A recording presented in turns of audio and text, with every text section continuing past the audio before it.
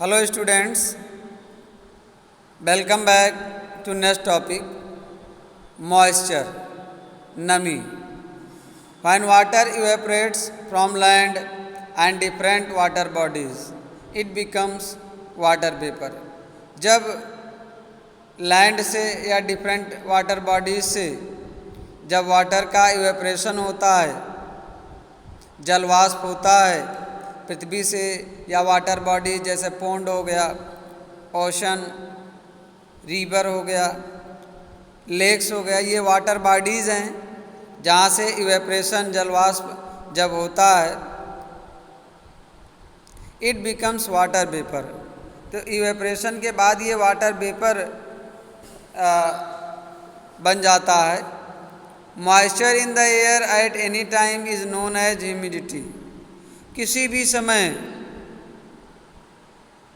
Moisture in the air at any time, तो हवा में नमी किसी भी समय अवेलेबिलिटी जो होती है, जो इसकी उपलब्धता होती है हवा में नमी की, मॉइस्चर की, इसको हम क्या कहते हैं? ह्यूमिडिटी, आर्द्रता। एयर में कितना मॉइस्चर है यही क्या है? ह्यूमिडिटी है, आर्द्रता है, नमी। When the air is full of water vapour we call it a humid day. जब हवाओं में बहुत ज़्यादा वाटर वेपर होता है, जलवाष्प होता है, तब हम इसको कहते हैं ह्यूमिड डे, नमी युक्त दिन। मतलब बहुत आर्द्र डे होता है। उस समय वायु में, एयर में मॉइस्चर कंटेंट बहुत होता है। As the air gets warmer, जैसे हवाएं ठंडी होती हैं, its capacity to hold the water vapour increase. तो हवाएं जैसे जैसे गर्म होती जाती हैं, हवाओं में एयर की कैपेसिटी बढ़ती है वाटर वेपर को होल्ड करने की। वाटर वेपर अपने साथ लेके चलने की क्षमता बढ़ती है। And so it becomes more and more humid, और फिर ये और ज़्यादा ह्यूमिड हो जाती है, और ज़्यादा मॉइस्चर कंटेन कर लेती है। ऑन ए ह्यूमिड डे, जब ह्यूमिड डे रहता है, एयर में मॉइस्चर कंटेंट ज़्यादा रहता है, clothes take longer to dry. कपड़ों को सूखने में लंबा समय लगता है, क्योंकि एटमॉस्फियर में, एयर में वाटर कंटेंट ज़्यादा है, मॉइस्चर ज़्यादा है, इसलिए कपड़े सूखते नहीं हैं। And sweat from our body does not evaporate easily, और जो हमारी बॉडी पर जो स्वीट रहते हैं, पसीने रहते हैं, वो आसानी से नहीं इवेपरेट होते हैं, वाष्पित होते हैं। Making us feel very uncomfortable, और हमें बड़ा ही अनकम्फर्टेबल फील होता है। When the water vapour rise, और जब ये वाटर वेपर जलवाष्प ऊपर उठते हैं, इट स्टार्ट्स कूलिंग, तब ये ठंडे होने लगते हैं। क्या होने लगते हैं? ठंडे। जब वाटर वेपर राइज होते हैं, ऊपर उठते हैं, तो क्या होते हैं? ये ठंडे होने लगते हैं। आप लोगों को पता होगा कि एटमॉस्फियर में ऊंचाई बढ़ने पर टेम्परेचर कम होता है। The water vapour condenses causing formation of droplets of water. जब ये ऊंचे उठते हैं तो कंडेंस होने लगते हैं, संघनन होते हैं, और जिसके कारण जो है ये पानी के छोटे छोटे बूंदों में कन्वर्ट हो जाते हैं। Clouds are just masses of such water droplets. तो जो ये बादल आपको दिखाई देते हैं आकाश में, ये इसी वाटर ड्रॉपलेट्स के ही रूप हैं, ये इसी के ही मासेज हैं। एक तरह से पूरा कलेक्शन जो वाटर ड्रॉपलेट्स का जो कलेक्शन वहाँ पे हो जाता है, तो हमें क्लाउड जैसा दिखने लगता है, बादल। एयर जब राइज होती है वाटर वेपर के साथ, तो ऊपर उठती है हवाएं, हवाएं फिर कंडेंस हो जाती हैं, तो जो इसमें मॉइस्चर कंटेन होता है वो वाटर ड्रॉपलेट्स में कन्वर्ट हो जाता है।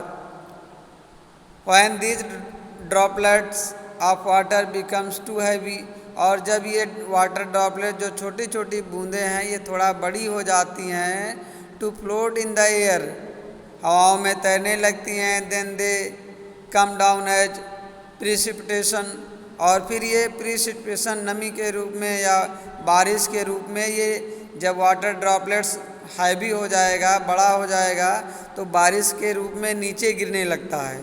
तब क्या होने लगता है? बारिश। आप लोगों ने कभी कभी देखा होगा कि जब जेट प्लेन्स जब ऊपर उड़ती हैं तो उसके पीछे टेल्स जैसी, पूंछ जैसी दिखाई देती है।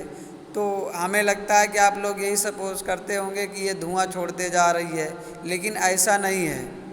वो जो वाटर वेपर जो वहाँ पर अवेलेबल होता है एटमॉस्फेयर में, जो वाटर अवेलेबल होता है उससे क्या होता है, वाटर वेपर बन जाता है वहाँ पर। तो चलो इसको हम समझते हैं। वाटर वेपर में कन्वर्ट कर लेते हैं और हवाओं का मूवमेंट भी नहीं रहता है, तो इसलिए वो टेल वैसे बनी रहती है, डिस्टर्ब नहीं होती है वाष्पन की वजह से। तो jet planes flying in the sky heavy sky leave a white trail behind them. तो जब जेट प्लेन्स आकाश में उड़ती है तो अपने पीछे एक वाइट ट्रेल जो है, एक सफ़ेद सफ़ेद लाइन सी जैसे छोड़ जाती है। The moisture from the engines, the moisture from their engines condense.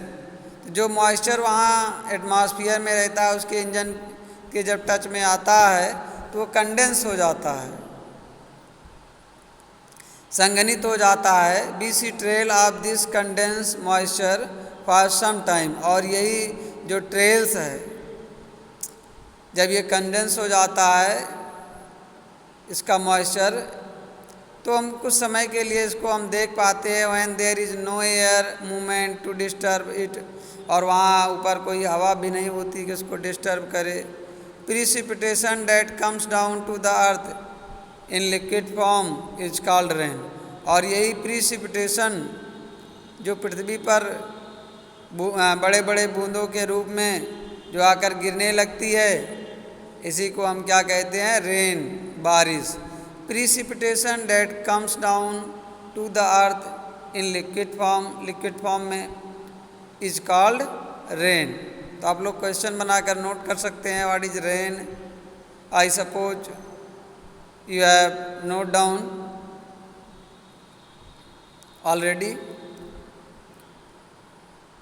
Most of the ground water comes from rain water। तो जो हम अंडरग्राउंड वाटर यूज करते हैं, भूमिगत जल का जो उपयोग हम पीने के लिए करते हैं, सिंचाई के लिए करते हैं, फील्ड इरिगेशन के लिए करते हैं, ये बारिश से ही स्टोर होता है। रेन वाटर से ही जो है अंडरग्राउंड वाटर फिल होता है। Plants help preserve water. और ये जो प्लांट्स हैं ये पानी को सुरक्षित रखने में मदद करते हैं। When trees on hill sides are cut. जब पहाड़ियों पर पेड़ काट दिए जाते हैं, rain water flows down the bare mountains. जब बारिश होती है तो पहाड़ों पर से सीधे बेयर माउंटेन्स खुले रहते हैं, इसमें पेड़ पौधे काट दिए रहते हैं, तो वो पानी डायरेक्ट बह करके नीचे आने लगता है। And can cause flooding of low lying areas. तो जो लो लाइंग एरियाज हैं, जहाँ पे वैली एरिया है, घाटी क्षेत्रों में बाढ़ का कारण बन जाता है। On the basis of mechanism there are 3 types of rainfall. इसी तंत्र के आधार पर, मैकेनिज्म के आधार पर जो है बारिश को 3 तरह में बांटा गया है। 3 टाइप्स में, 3 प्रकार में कैटेगराइज किया गया है। The conventional rainfall, the orographic rainfall and the cyclonic rainfall. ये कन्वेंशनल रेनफॉल को हम पारंपरिक या सम्मानीय वर्षा कहते हैं। ओरोग्राफिक रेनफॉल को हम पर्वतीय वर्षा कहते हैं, जो पर्वतों के कारण से होता है। एंड द साइक्लोनिक रेनफॉल, ये चक्रवातीय वर्षा है, चक्रवाती वर्षा है जो चक्रवातों की वजह से ये बारिश होती है।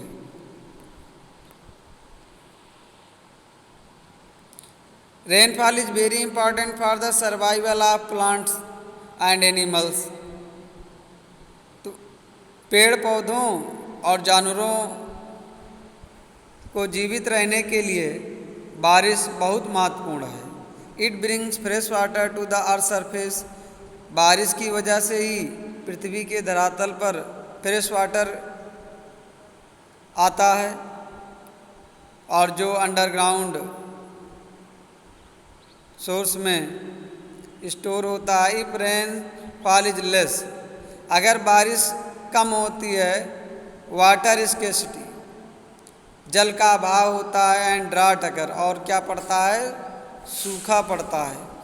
जल का अभाव होगा और सूखा पड़ेगा अगर बारिश कम होगी। ऑन द अदर हैंड, दूसरी तरफ अगर हम देखें, इफ इट इज़ मोर, अगर ज़्यादा बारिश हो गई तो क्या होगा, फ्लड्स टेक प्लेस, ज़्यादा बारिश होगी तो बाढ़ आएगी। यहाँ बॉक्स में दिया गया है, डू यू नो, क्या आप जानते हैं, other form of precipitation are snow, sleet, hail. तो प्रिसिपिटेशन का अदर फॉर्म रेन के अलावा स्नो, स्लीट और हेल भी आता है। यहाँ पर 3 टाइप्स के जो रेन हैं उसको यहाँ पे दिखाया गया है। साइक्लोनिक रेन में जो है यहाँ पे ग्राफिकल रिप्रेजेंटेशन किया गया है कि जब एयर वार्म हुई तो ऊपर गई, ऊपर कंडेंस हो गई कोल्ड एयर, फिर यहाँ पे वाटर ड्रॉपलेट में चेंज हुआ और बारिश होने लगी। तो यहाँ पे इसको दिखाया गया है साइक्लोनिक रेन, चक्रवातीय वर्षा। मॉइस्ट एयर देखिए यहाँ पे दिखाया गया है रिलीफ, पर्वतीय वर्षा में, ओरोग्राफिक रेनफॉल में।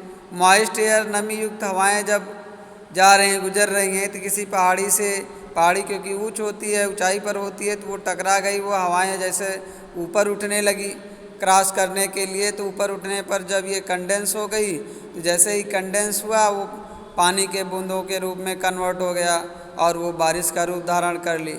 इस तरह से पर्वतीय वर्षा होने लगती है।